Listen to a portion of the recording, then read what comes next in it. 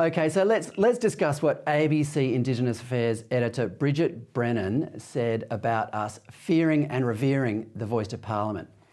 Tim, what could possibly be more divisive than telling one group of Australians they should be afraid of another group's voice?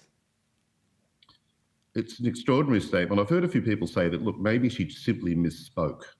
Well, she's been on television for decades. She was an ABC foreign correspondent. Now she's the head of ABC's Indigenous Affairs. She's very comfortable with a live mic and a live camera. So I don't think misspeaking is going to get you off that hook. As well, when you come up with a rhyming structure like that, it sounds very planned or rehearsed. So, no, that was a deliberate line.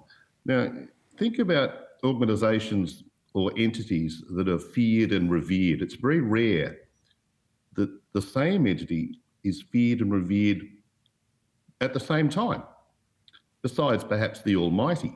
Now, the Stasi might have been revered by the communists, who in government, because they did their work. They crushed the population. But they were feared by everybody else. So you never have a feared and revered duality, to use an ABC word, across communities. It's one or the other. So pick one, Bridget, and just run with that. Well, Australians are notoriously conservative with referendums, Tim. Anthony Albanese is assuming he has pretty well overwhelming support over this one. Do you think this referendum will get up?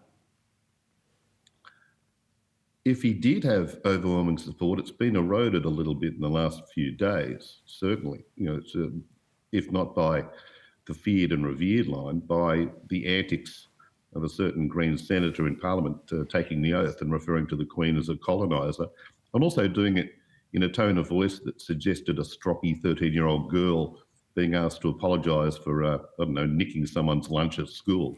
It's, I say let the activists talk a bit more and see what happens with it. I think it's descending as we speak, if there is any support.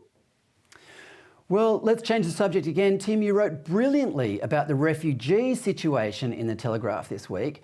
This is an issue that is moving quicker than a lot of people probably realise. The boats have started returning to Australia since Labor resumed office in Canberra, although none have got through yet. Tim, what are the odds that Labor will go soft on this, and what can we learn from what's going on in the United States at the moment?